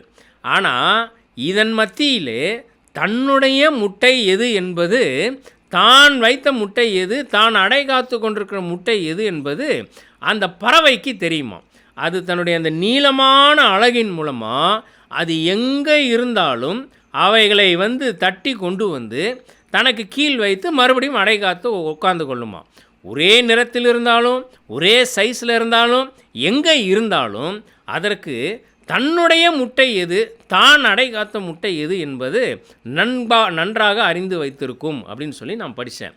அப்போது இதே தான் நம்ம கற்றுக்கொள்ள வேண்டிய காரியம். நாம் இந்த உலகத்திலே, பறந்து விரிந்த உலகத்திலே நாம் எங்கே இருந்தாலும், எப்படிப்பட்ட சூழ்நிலையில் இருந்தாலும் ஆண்டவர் நம் மீது கரிசனை உடையவராய் இருக்கிறார், அன்பை பொழிகிறவராய் இருக்கிறார், நம்மை அவர் அரவணைத்து கொள்ளுகிறவராய் இருக்கிறார். அதுதான் ஒரு நித்தியமான அன்பிற்கு அடையாளமாக ஒரு மெய்ப்பனாக அவர் இங்கு தன்னை வெளிப்படுத்துவதை நாம் பார்க்கிறோம். இதை நாம் நன்றாக உணர்ந்து கொள்ள வேண்டும். யார் என்கிட்ட கரிசனை காட்ட இருக்கிறா, யார் என்னிடத்துல அன்பு செலுத்த இருக்கிறா? இன்றைக்கி எல்லாம் உலகத்தில் எல்லாம் சுயநலமாக தான் இருக்கிறாங்க. குடும்பத்தில் இருக்கிறவங்கலாம் இப்படி தான் இருக்கிறாங்க, சுயநலமாக தான் இருக்கிறாங்க. யாரும் என்னிடத்தில் அன்பாக இருக்கிறதில்ல, யாரும் என்னிடத்தில் பேசுறதில்ல, யாரும் என்னை ஏற்றுக்கொள் அல்ல. உலகம் எந்த நிலையில் உங்களை வைத்திருந்தாலும், உலகம் உங்களை எப்படிப்பட்ட சூழலில் பார்த்தாலும் நீங்கள் கவலைப்பட வேண்டாம். ஒரு நல்ல மெய்ப்பனாக அவர் உங்கள் மீது அன்புள்ளவராக இருக்கிறார் என்பதை தான் இந்த ஆடுகளின் உவமைகளிலே ஆண்டவர் சொல்லிக் கொடுக்கிற ஒரு முக்கியமான காரியம். அதனால தான் ஆண்டவர் எரேமியா 31ஆம் அதிகாரத்தினுடைய 3ஆம் வசனத்திலே எப்படிப்பட்ட அன்புள்ளவராய் அவர் நம்மை சிநேகிக்கிறார் என்ற ஒரு வார்த்தையை நாம் பார்க்கலாம். வாசியுங்கள் 31:3. பூர்வ காலம் முதல் கர்த்தர் எனக்கு தரிசனையானார் என்பாய். ஆம், அநாதி சிநேகத்தால் உன்னை சிநேகித்தேன், ஆதலால் காருண்யத்தினால் உன்னை இழுத்துக் கொள்ளுகிறேன். ஆமாம், ஆண்டவருடைய சிநேகம் அப்படின்றத தான் நம்ம இங்கே பார்க்குறோம். அநாதி சிநேகத்தால் உன்னை நான் சிநேகித்தேன், காருண்யத்தால் உன்னை இழுத்து கொள்ளுகிறேன். ஆண்டவருடைய அன்பு என்பது எந்த விதமான நிபந்தனைகளும் இல்லாமல் நம்மிடத்தில் அன்பு செலுத்துவது, எந்த விதமான நிபந்தனைகளும் இல்லாமல் அவருடைய இரக்கத்தை பொழிவதை தான் நாம் பார்க்கிறோம். எனவே தனிப்பட்ட ஒவ்வொருவர் மீதும் ஆண்டவர் அன்புள்ளவராய் இருக்கிறார் என்ற அந்த நிலையிலே நாம் இந்த ஊமையிலே நாம் கற்றுக்கொள்ள வேண்டும். எந்த சூழ்நிலையிலேயும் மனிதனுடைய அன்பையோ மனிதனுடைய கரிசனையோ நாம் எதிர்பார்க்கிறவர்களாய் நாம் இருக்கக்கூடாது. இது நாம் கற்றுக்கொள்ளுகிற இரண்டாவது காரியம். மூன்றாவதாக, இந்த ஆடுகளின் ஊமையிலிருந்து நான் ஏற்கனவே சொன்ன விதமாக யோவான் எழுதின சுவிசேஷம் 10ஆம் அதிகாரத்திலே வருகிற அந்த ஆடுகளை குறித்த ஓமையிலே நாம் பார்க்கலாம். யோவானிலே பார்ப்பீர்கள் என்றால் இருக்கிறதான ஓமையிலே ரொம்ப 1-2 ஓமைகள் தான் இருக்கும். அதிலே இதுவும் ஒரு ஆடுகளை குறித்ததான ஒரு ஓமை. நானே நல்ல மெய்ப்பன் என்ற அந்த தலைப்பின் கீழாய் ஆடுகளை குறித்து ஆண்டவர் சொன்னதான ஒரு ஓமையை தான் நாம் இங்கு பார்க்கிறோம். இப்போது இங்கே இந்த ஓமையிலே நாம் பார்க்கும்போது இந்த ஆடுகளுக்கு ஒரு மெய்ப்பனாக அவர் எப்படிப்பட்ட பாதுகாப்பை அவர் கொடுக்கிறார் என்பதை தான் நாம் இங்கு பார்க்கிறோம். ஒரு மெய்ப்பனாக ஆடுகளை எப்படி பாதுகாக்கிறார் அப்படின்றத நம்ம பார்த்தோம்னா, அவர் அந்த ஆடுகளை எந்த சேதம் இல்லாமல் பார்த்துக்கிறாரு, அதுக்கு அடிபட்டா காயத்துக்கு கட்டு போடுறாரு, அதுக்கு உடம்பு சரியில்லைனா மருந்து கொடுக்குறாரு அப்படின்றதல்ல. எப்படிப்பட்ட பாதுகாப்பை ஆண்டவர் ஒரு ஆடுகளுக்கு ஒரு மெய்ப்பனாக அவர் கொடுக்கிறார் என்பதை இந்த 10ஆம் அதிகாரத்திலே ஒரு வித்தியாசமான கோணத்திலே நாம் இங்கு பார்க்கிறோம். எப்படி அப்படின்னு சொன்னால், இங்கு ஆண்டவர் என்ன சொல்ல வருகிறார்னா, யாரெல்லாம் தன்னுடைய மெய்ப்பனுடைய சத்தத்தை அறிந்த ஆடுகளுக்கு அவர் என்ன விதமான பாதுகாப்பை கொடுக்கிறார், எப்படி அவைகளை பாதுகாக்கிறார் என்பதை தான் இந்த 10ஆம் அதிகாரத்திலே நாம் பார்க்கிறோம். இந்த 10ஆம் அதிகாரத்தில் நாம் பார்க்கும் பொழுது முதலாவதாக இந்த பாதுகாப்பை, நித்தியமான பாதுகாப்பை கொடுப்பதற்கு அவர் வைக்கிறதான நிபந்தனை என்ன அப்படின்னா, 10ஆம் அதிகாரத்தினுடைய 27ஆம் வசனத்தை வாசிங்க. என் ஆடுகள் என் சத்தத்திற்கு செவி கொடுக்கிறது, நான் அவைகளை அறிந்திருக்கிறேன், அவைகள் எனக்கு பின் செல்லுகிறது.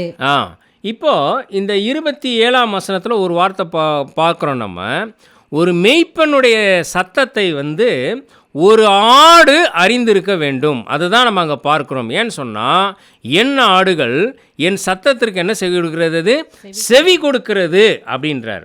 அடுத்து என்ன சொல்லுகிறார், நான் அவைகளை என்ன செய்திருக்கிறேன், அறிந்திருக்கிறேன் அப்படின்றார். அடுத்து என்ன சொல்லுகிறார், அவைகள் எனக்கு பின் செல்லுகிறது அப்படின்றார். அப்போது முதலாவதாக நாம் இங்கு பார்க்குற ஒரு முக்கியமான காரியம் என்ன அப்படின்னு சொன்னால், முதல்ல அந்த ஆடுக்கு தன்னுடைய மெய்ப்பனுடைய சத்தம் என்னவென்பதை அறிந்து அந்த சத்தத்திற்கு என்ன செய்யணும்னா அது செவி கொடுக்க வேண்டும். இல்லை, அதுதான் இங்கே முக்கியமான காரியம். அடுத்து என்ன சொல்லுகிறார், நான் அவைகளை அறிந்திருக்கிறேன் அப்படின்றார். இப்போ நான் அவைகளை அறிந்திருக்கிறேன் அப்படின்றது சொல்கிறேன். இந்த நான் அவைகளை அறிந்திருக்கிறேன், இந்த அறிந்திருக்கிறேன்ற வார்த்தை என்ன அப்படின்னு சொன்னால், ஒரு பர்சனல் எக்ஸ்பீரியன்ஸ், தனிப்பட்ட முறையிலே அவரால் அறியப்படுகிற ஒரு வாழ்க்கை இல்லை. அப்போது அவருடைய சத்தம் என்னவென்பதை அறிந்து அதற்கு செவி கொடுக்க வேண்டும். அடுத்து தனிப்பட்ட முறையிலே நாம் ஆண்டவரை அறிந்திருக்க வேண்டும். இது என்ன அப்படின்னா, பொது மொழிபெயர்ப்பில் இந்த வார்த்தை ரொம்ப நல்லா இருக்கிறது. நான் என் ஆடுகளை அறிந்திருக்கிறேன், என் ஆடுகளும் என்னை அறிந்திருக்கிறது அப்படின்ற வார்த்தை தான் இருக்கிறது. அப்போது 2 பேருக்கும் இடையிலே இருக்கிற அந்த உறவு சரியாய் இருக்கும் பொழுது தான் இப்போ நம்ம என்ன செய்ய முடியும்னா, ஆண்டவருக்கு பின்பாக நாம் செல்ல முடியும். அவைகள் எனக்கு பின்பாக வருகிறது. சரி, இப்படி பின்பாக செல்லுகிற ஆட்டிற்கு அவர் எப்படி பாதுகாப்பை நாம் கொடுக்கிறார் அப்படின்னு சொல்லி நம்ம பார்த்தோம்னா, இப்போ அதே அதிகாரத்தினுடைய 4ஆம் வசனத்தை வாசிங்க. 10ஆம் அதிகாரத்தினுடைய 4ஆம் வசனம். அவன் தன்னுடைய ஆடுகளை வெளியே விட்ட பின்பு அவைகளுக்கு முன்பாக நடந்து போகிறான். ஆடுகள் அவன் சத்தத்தை என்ன செய்திருக்கிறது? அறிந்திருக்கிறபடியினால் என்ன செய்கிறது? அவனுக்கு பின்பாக செல்லுகிறது. இப்போ 11ஆம் வசனத்தில் நீங்க பார்ப்பீர்கள் என்று சொன்னால், இப்படி பின் செல்லுகிற ஆட்டிற்கு அவர் எப்படிப்பட்ட பாதுகாப்பை கொடுக்கிறார் பாருங்க. 11ஆம் வசனத்தை வாசிங்க. 10-11. நானே நல்ல மேய்ப்பன் ஆடுகளுக்காக தன் ஜீவனை கொடுக்கிறான். நல்ல மேய்ப்பன் தன் ஆடுகளுக்காக தன் ஜீவனையும் கொடுக்கிறான் அப்படின்னு நம்ம பார்க்கிறோம். மறுபடியுமாக 10:28 வாசிங்க. நான் அவைகளுக்கு நித்திய ஜீவனை கொடுக்கிறேன்றாரு. மறுபடியும் அடுத்து வாசிங்க. அவைகள் ஒரு காலம் கெட்டு போவதில்லை. ஒருவனும் அவைகளை என் கையிலிருந்து என்ன செய்வதில்லை? பறித்து கொள்வதில்லை. இல்ல, அப்போ ஆண்டவருடைய நித்தியமான பாதுகாப்பிற்குள், ஒரு மேய்ப்பனுடைய நித்தியமான பாதுகாப்பிற்குள் ஒரு ஆடு இருக்க வேண்டும் என்று சொன்னால், முதலாவதாக அந்த ஆட்டிற்கு மேய்ப்பனுடைய சத்தம் என்னவென்பதை அந்த ஆடு அறிந்திருக்க வேண்டும். அடுத்து அந்த ஆடு தனிப்பட்ட முறையிலே மேய்ப்பனை அறிந்திருக்க வேண்டும். மேய்ப்பனும் அந்த ஆட்டை அறிந்திருக்க வேண்டும். அப்படி இருக்கும் பொழுதுதான் அந்த ஆடு மேய்ப்பனுடைய சத்தத்தை கேட்டு அவருக்கு பின் செல்ல முடியும். அடுத்து அப்படி பின் செல்லும் பொழுதுதான் ஒரு மேய்ப்பனாக அவர் முன் செல்லுகிறவராக காணப்படுவார். இதுதான் கிறிஸ்து அருளுகிறதான ஒரு மேய்ப்பன் ஒரு ஆட்டிற்கு எப்படிப்பட்ட பாதுகாப்பை கொடுக்கிறானோ அப்படிப்பட்ட பாதுகாப்பை நமக்கும் அவர் கொடுக்கிறவராக இருக்கிறார். ஒரு நித்தியமான பாதுகாப்பை கொடுக்கிறவராக இருக்கிறார். ஒருவேளை சத்தத்தை அறியாவிட்டால் என்ன நடக்கும் அப்படின்றத தான் இந்த 10ஆம் அதிகாரத்தில் நாம் இன்னும் பார்க்கிறோம். 5ஆம் வசனத்தை வாசிங்க. யோவான் 10ஆம் அதிகாரம் 5ஆம் வசனம். அந்நியருடைய சத்தத்தை அறியாதபடியினால் அவைகள் அந்நியனுக்கு பின் செல்லாமல் அவனை விட்டு ஓடிப்போம் என்றார். இந்த ஓமையை இயேசு அவர்களுடனே சொன்னார். அவர்களோ அவர் சொன்னவைகளின் கருத்தை அறியவில்லை. இப்போ இங்க ஒரு முக்கியமான இன்னொரு வார்த்தையை பார்க்கிறோம். அந்நியருடைய சத்தத்தை அறியாதபடியினால் அவைகள் அந்நியனுக்கு பின் செல்லாமல் அவனை விட்டு ஓடிப்போம் அப்படின்ற அந்த வார்த்தைக்கு ஒரு சின்ன பின்னணி அங்கே இருப்பதை நாம் பார்க்கிறோம். இப்போ இங்கே ஏன் இந்த சத்தம், ஆடு, மெய்ப்பன் என்ற அந்த வார்த்தைகளாக நம்ம பார்க்குறோம் அப்படின்னு சொன்னால், இந்த இஸ்ரவேல் மக்களினுடைய வாழ்க்கையில் இந்த ஆடு மேய்த்தல் என்பது ரொம்ப ஒரு பிரதானமான ஒரு காரியம். எல்லா வீட்லேயும் குறைஞ்சபட்சம் 100 ஆடு 200 ஆடு அப்படின்னு அவர்கள் வைத்திருப்பார்கள். இவைகளை எல்லாம் மேய்ப்பதற்கு மேய்ப்பர்கள் இருப்பார்கள். அவங்க என்ன செய்வாங்க அப்படின்னு சொன்னால், இந்த ஆடுகளை தினமும் அவர்கள் அதை மேய்ப்பதற்காக நல்ல புல்லுள்ள இடங்களுக்கு, ஊருக்கு வெளியே கொண்டு போவாங்க. அதை மேய்ப்பார்கள், அதற்கு பாதுகாப்பாக இருப்பார்கள். மறுபடியும் கொண்டு அவங்கவுங்க வீட்டில் இருக்கிற இடத்துல அதை அடைக்க மாட்டார்கள். என்ன செய்வாங்கன்னா, ஒவ்வொரு ஊருக்கும் நடுவிலேயும் பொதுவாக ஆடுகளை அடைத்து வைக்கிற ஒரு பொது இடம் இருக்கும். இப்போ அந்த இடத்துல நூற்றுக்கணக்கான ஆடுகள், பல ஓனருடைய ஆடுகள் எல்லா ஆடுகளும் ஒரே இடத்தில்தான் தங்க வைக்கப்பட்டிருக்கும். ஒரே இடத்தில்தான் அவைகள் பாதுகாப்பாக உள்ளே வைக்கப்பட்டிருக்கும். இப்போ காலையில் இந்த மேய்ப்பர்கள் வந்து இந்த ஆட்டை வந்து மறுபடியும் மேய்ச்சலுக்காக அழைத்து செல்லும்போது என்ன நடக்கும் அப்படின்னு சொன்னால், இவங்க உள்ளே போய் தன்னுடைய ஒவ்வொரு ஆடும் எங்கே இருக்குது அப்படின்னு சொல்லி இவர்கள் தேடி கண்டுபிடித்து மறுபடியும் கொண்டு வந்து இவர்கள் மேய்ச்சலுக்கு கொண்டு போவதற்கு காட்டிலும் ரொம்ப நேரம் எடுத்துரும்.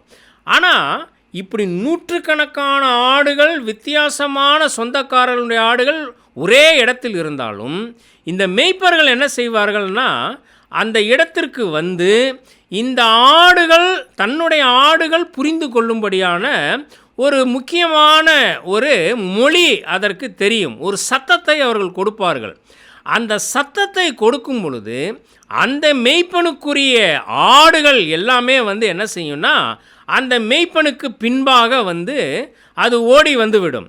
இப்போது இன்னொரு மேய்ப்பன் வருவார்.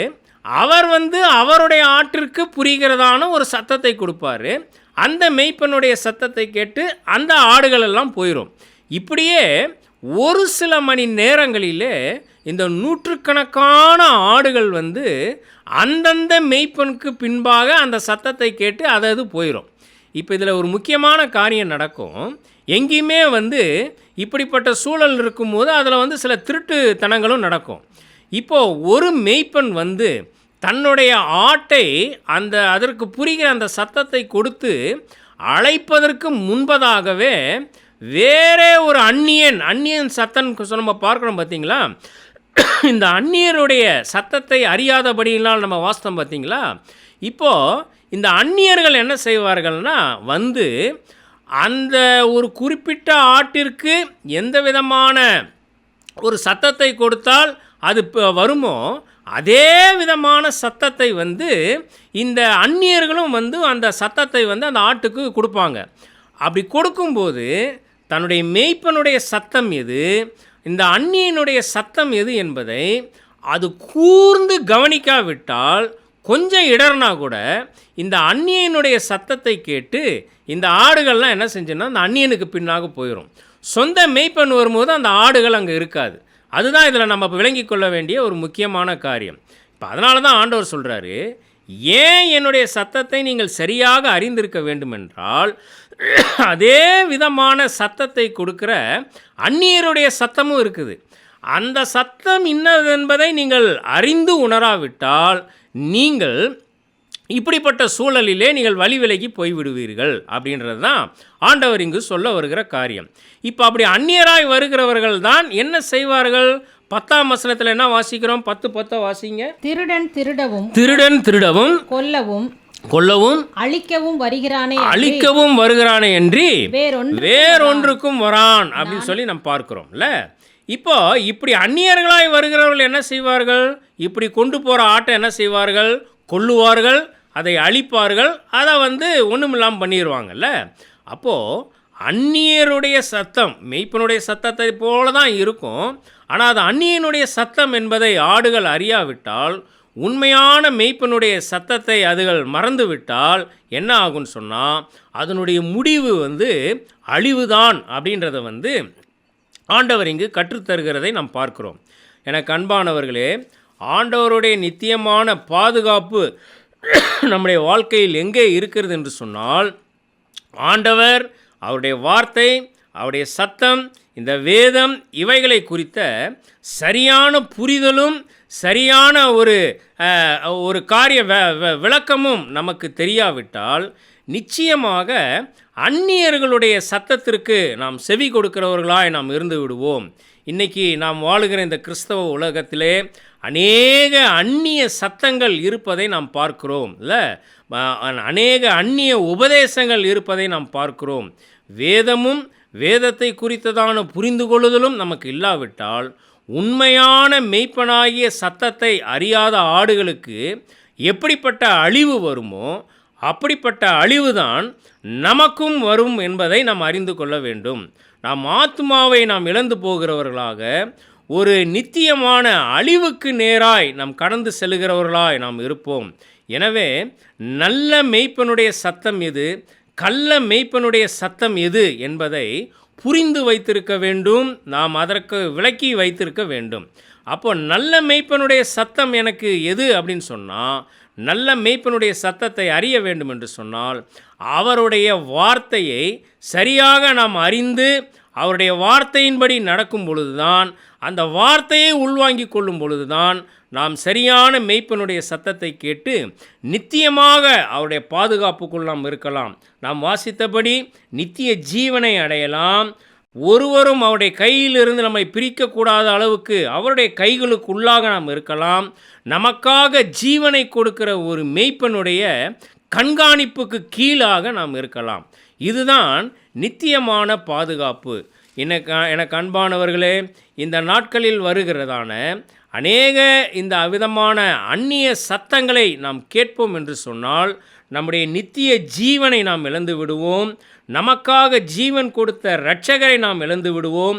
அடுத்து அவருடைய கைகளுக்குள் நாம் இல்லாமல் இப்படிப்பட்டவருடைய உபதேசங்களை, அந்நிய உபதேசங்களை நாம் கேட்பதினாலே பிசாசினுடைய கைகளிலே நாம் போய் சேருகிறவர்களாக காணப்படுவோம். நித்திய பாதுகாப்பை நம்முடைய வாழ்க்கையில் நாம் இழந்து விடுகிறவர்களாக காணப்படுவோம். எனவே இந்த ஆடுகளை குறித்ததான உவமையிலே நாம் 3 உண்மைகளை நாம் கற்றுக்கொண்டோம். கடவுளுடைய நித்தியமான மீட்பு என்னவென்பதை நாம் கற்றுக்கொண்டோம். கடவுளுடைய நித்தியமான அன்பு என்னவென்பதை கற்றுக்கொண்டோம். கடவுளுடைய நித்தியமான பாதுகாப்பு என்னவென்பதை நாம் கற்றுக்கொண்டோம். இந்த நித்தியமான மீட்பு, இந்த நித்தியமான அன்பு, இந்த நித்தியமான பாதுகாப்பு ஒருவேளை நம்முடைய கிறிஸ்தவ வாழ்க்கையில் நமக்கு இல்லாமல் இருக்கும் என்று சொன்னால், நம்முடைய கிறிஸ்தவ வாழ்க்கை அர்த்தமற்றதாக போய்விடும். எவ்வளவு நிலையிலே ஒருவேளை பின்வாங்கி போயிருந்தாலும் தேடி வருகிற ஒரு மேய்ப்பனாகிய கிறிஸ்துவை நீங்கள் அவரை அண்டிக்கொண்டு அவரை நீங்களும் போய் சேரும் பொழுது அன்போடு ஏற்றுக்கொள்ளுகிறவராய் இருக்கிறார். எவ்வளவு நீங்கள் அன்பற்ற இந்த உலகத்திலே அன்பை தேடி அலைவீர்கள் என்றால், அவர் அன்பை பொழிகிறவராக, கரிசனை உடையவராக அவர் உங்கள் மத்தியிலே ஒரு நல்ல மேய்ப்பனாய் இருக்கிறார். நித்தியமான பாதுகாப்பை கொடுக்கிறவராக, அவருடைய சத்தத்தை அறிந்த ஆடுகளை ஒரு மேய்ப்பன் எப்படி பாதுகாக்கிறானோ அதன்படி அவருடைய வார்த்தையை கேட்டு அவருக்கு பின்பாக செல்கிற மக்களை ஆண்டவர் ஒருபோதும் கைவிடுகிறதில்லை. அவரை ஆண்டவர் முன்பாகவும் பின்பாகவும் பாதுகாத்து ஒரு நித்திய வாழ்க்கைக்கு ஆண்டவர் ஆயத்தப்படுத்துகிறவராய் இருக்கிறார்.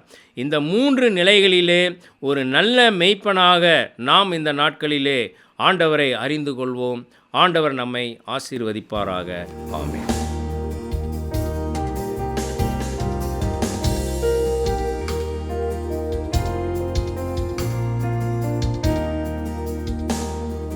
காலடி தெரியாமல் போனாலும் கர்த்தரின் முன்னே உண்டு. காலடி தெரியாமல் போனாலும் கர்த்தரின் முன்னே உண்டு. சமுத்திரம் ஒதுக்கி வழி காட்டுவார், நம்பி நான் முன் செல்லுவேன். சமுத்திரம் ஒதுக்கி வழி காட்டுவார், நம்பி நான் முன் செல்லுவேன். இயேசுவை நம்புவேன், நாளெல்லாம் நான் பின்பற்றுவேன்.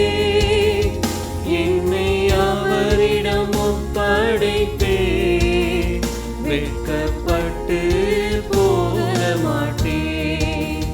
இயேசுவை நம்புவேன், நாளெல்லாம் நான் பின்பற்றுவேன். என்னை அவரிடம் ஒப்படைப்பேன், வெட்கப்பட்டு போக மாட்டேன்.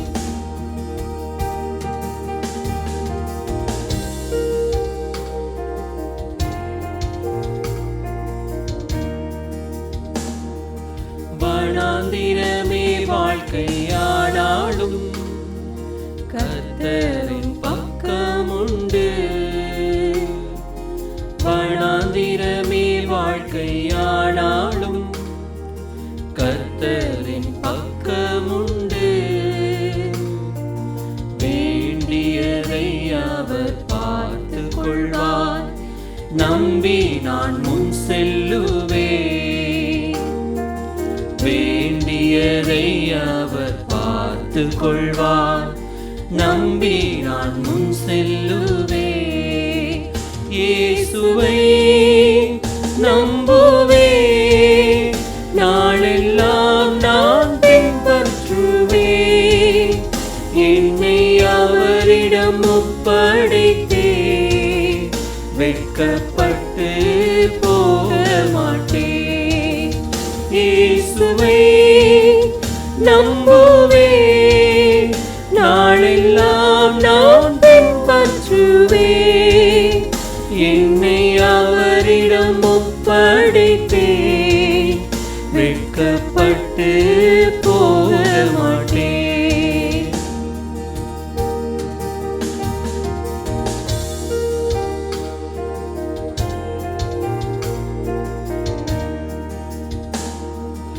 இங்கே நான் பரதேசியானாலும் அங்கே ஓரிடமுண்டு. இங்கே நான் பரதேசியானாலும் அங்கே ஓரிடமுண்டு. ஆயத்தமாக்கி அழைத்து செல்வார், நம்பி நான் காத்திருப்பேன். ஆயத்தமாக்கி அழைத்து செல்வார், நம்பி நான் காத்திருப்பேன். இயேசுவை நம்புவேன், நாளெல்லாம் நான் பின்பற்றுவேன். என்னை அவரிடம் ஒப்படைத்தேன், வெட்கப்பட்டு போக மாட்டேன். இயேசுவை நம்புவேன்,